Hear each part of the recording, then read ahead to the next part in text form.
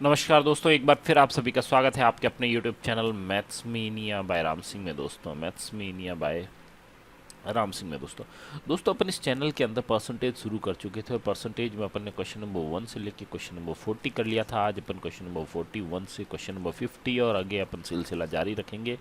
चलिए दोस्तों करते क्वेश्चन नंबर 41 में देखिए 75 मिलीलीटर 1.75 लीटर, 1 लीटर के अंदर में 1000 मिलीलीटर होते हैं, ml होते हैं। ठीक है, तो 75 मिलीलीटर का निकालना है।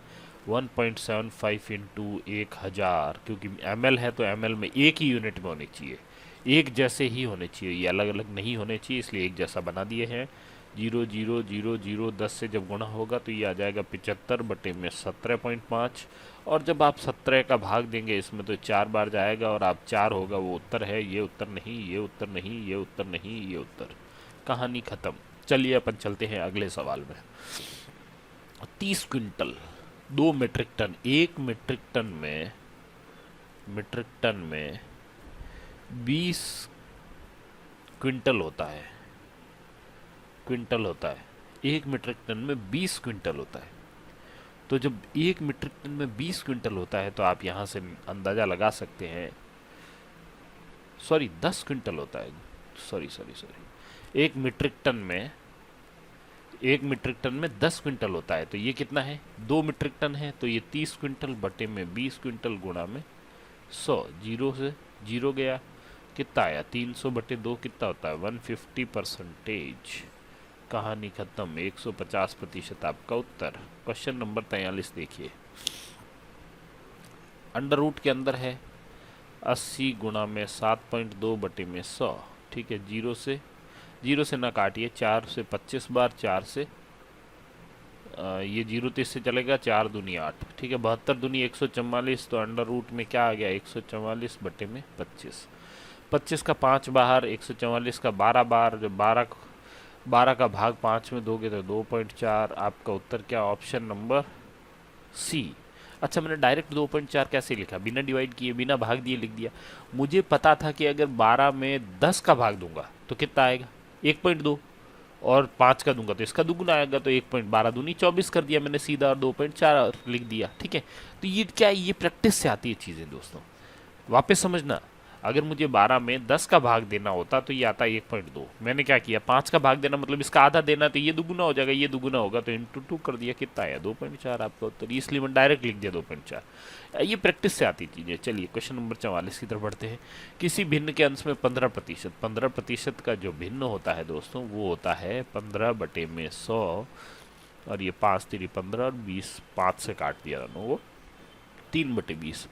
8% का अगर आप भिन्न निकालेंगे तो 8/100, ये हो गया 4 से कट जाएगा, 4 से 2 बार, 4 से 25 बार, 2/25।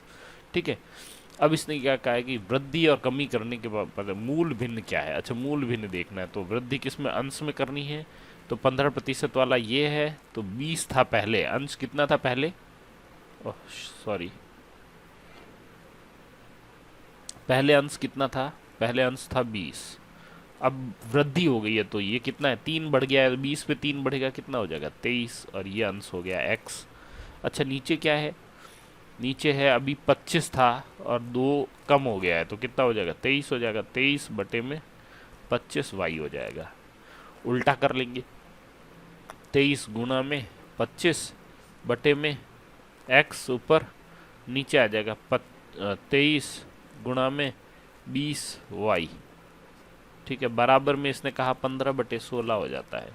23 से 23 कट गया, ये 5 से 5 बार, 5 से 3 बार। ठीक है, ये 4 से 5 बार और 4 से नहीं सॉरी 5 से 4 बार और 4 से 4 बार। वापस देखिए एक बार, मुझे लगता है ये आपको समझ नहीं आएगा, ये यहाँ तक की बात आपको आई थिंक समझ में आ गई है। जुकाम हो गया दोस्तों, कोरोना काल में थोड़ा संभल के रहें, मुझे जुकाम सा महसूस हो रहा है आज। 23 से 23 काट लिया, ये 5 से 5 बार, 5 से 4 बार, तो 4 से ये 4 बार और 5 से ये 3 बार। आपका उत्तर आ गया 3/4। आपका उत्तर है ऑप्शन नंबर बी। चलिए क्वेश्चन नंबर 45 देखिए, दो संख्याएं एक तीसरी संख्या से क्रमशः 30% और 40% अधिक हो, एक संख्या ये, दूसरी ये, तीसरी ये। मैंने 30% का भिन्न निकाला 3/10, 40% का भिन्न निकाला 4/10। भिन्न कैसे निकालते हैं? 40 को अगर आप 40/100 लिखेंगे, 0 से 0 कटेगा, 4/10 आ जाएगा। बस यही भिन्न है और कुछ नहीं है, ठीक है। अब दोनों ही संख्याओं में जब हर समान हो तो मैं तीसरी संख्या 10 ही मान लेता हूँ। अब इसने कहा अधिक है, तो पहली कितनी अधिक है? 30%। 10 में 3 जोड़ेंगे तो 30% अधिक हो जाएगा, मतलब 13, और 10 में 4 जोड़ोगे तो 14। अब इसने कहा तो दूसरी संख्या से पहली संख्या का प्रतिशत कितना है? पहली संख्या क्या है? 13 है। दूसरी संख्या से है तो 14, गुणा में कितना प्रतिशत है? तो 100। बस कहानी खत्म। अब आपको पता है कि 1300 लिख देता हूँ मैं यहाँ पे, 1300/14। अब डिवाइड करूंगा तो बहुत लंबा जाएगा, लेकिन मेरे को पता है कि 10 बार 14 को करेंगे तो 140 आता है, और इससे थोड़ा सा नीचे मतलब 9 बार करूंगा, 9 जिसमें पहले आ रहा है वो मेरा आंसर है। ये भी नहीं, ये भी नहीं, ये भी नहीं, ये उत्तर। खत्म कहानी। इजी हो गया, और बहुत ही ज़्यादा इजी हो गया। क्वेश्चन नंबर 46 देखता हूँ। दो संख्या एक तीसरी संख्या से क्रमशः 12.5% और 25% का भिन्न 1/4, और 25 का आधा होता है 12.5, तो 1/4 का आधा हो जाएगा 1/8। ये बात समझ में आ गई? भिन्न हो गया। अब भिन्न में दोनों देखिए, ये दोनों सेम नहीं है। इन दोनों को बनाने के लिए क्या करेंगे? इसको मैं यहाँ भी 2 से गुणा कर रहा हूँ, ऊपर भी अपने आप हो जाएगा, तो 2/8 हो जाएगा। आगे बात समझिए। अब दोनों संख्याएं सेम है, तो 1, 2 और 3। दो संख्याएं एक तीसरी संख्या से लिखा हुआ है, तो एक तीसरी संख्या कितनी हो गई? 8 हो गई। 12.5% अधिक है, 8 में 1 जोड़ेंगे तो कितना हो जाएगा? 9 हो जाएगा, और 8 में 2 जोड़ेंगे तो कितना हो जाएगा? 10 हो जाएगा। ये हो गया। तो पहली संख्या दूसरी संख्या का कितने प्रतिशत है? पहली संख्या 9 है, दूसरी संख्या कितनी है? 10 है, तो 9/10 क्या होता है? गुणा में 100 करोगे तो 90 आ जाएगा। 0 से 0 और 90 आ जाएगा। आपका आंसर ऑप्शन नंबर ए हो गया। क्वेश्चन नंबर 47 पे चलते हैं। हाफ परसेंटेज का दशमलव भिन्न क्या होगा? हाफ है, फिर परसेंटेज और लगा हुआ, परसेंटेज का मतलब होता है 1/100। यहाँ तक की बात समझ में आ गई? हाफ को अपन लिखते हैं 0.5, और बटे में 100 भी है, तो 100 है तो जितने जीरो हैं उतने पॉइंट को शिफ्ट कर दो। तो 1 के बाद 2 के बाद है, तो 2 के तो 005 हो जाएगा, और ये पॉइंट, तो 0.005, मतलब आंसर आपका option number B. Question number 48 की तरफ बढ़ते हैं। यदि ए की आय बी की आय से 10% अधिक हो तो बी की आय ए की आय से कितने प्रतिशत कम है? ये लीजिए, ये ए है, ये बी है। 10% का भिन्न होता है 1/10, तो ए की आय बी की आय से, जिसके से होता है वो उसका हो जाता है, हर उसका हो जाता है। ये 10 इसका हो गया। अधिक है तो ये हो गया 11। अब पूछा है बी की आय ए की आय से, मतलब नीचे कौन आएगा? ए आ जाएगा, क्योंकि ए के साथ से लगा हुआ है, और बी की कितनी है? 10 है, गुणा में क्या है?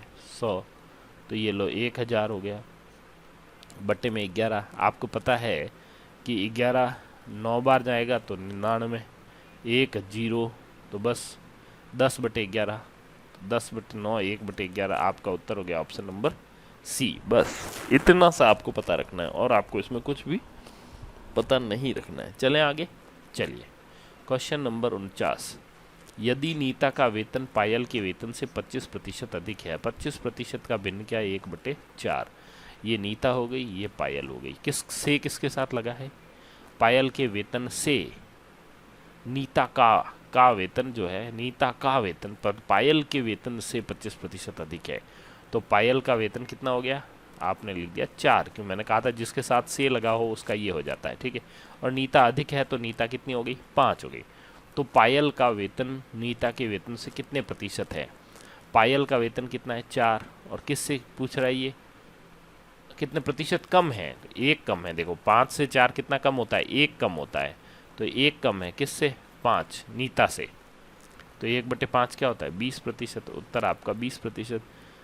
जब भी ऐसा सवाल आए तो 25 दिया हो तो 20 होता है, ये हमेशा ही होता है, लेकिन अपन को निकाल के देखना है, अपन को ऐसा गेम नहीं खेलना है, ठीक है। क्वेश्चन नंबर 50 देखिए। यदि ए की आय बी की आय से 30% अधिक है, 30% होती है 3/10, तो बी की आय ए की आय से कितने प्रतिशत है? अच्छा, किसके साथ है? से बी के साथ है, तो ये ए है, ये बी है, तो यहाँ पे 10 हो गया, तो ये अधिक लिखा था तो ये 13 हो गया। अब इसने पूछा है तो बी की आय ए की आय से कितने प्रतिशत कम है? कितनी कम है? 3 कम है। किस पे? 13 पे, इंटू में 100 हो जाएगा, तो 300/13 हो गया, तो 13 दूनी 26 2 वाला उत्तर है। अब इसमें ये हो नहीं सकता, ये हो नहीं सकता, ठीक है। 13 दूनी 26, 4 0 13 3 39 23 वाला उत्तर है आपका। ऑप्शन नंबर सी आपका उत्तर है। बस खत्म कहानी। चलिए तो दोस्तों फिर अच्छा, आशा करता हूँ ये वीडियो आपको अच्छा लगा होगा। फिर मिलेंगे एक नई वीडियो में नए जोश और जुनून के साथ। आप सभी का बहुत बहुत धन्यवाद, आभार।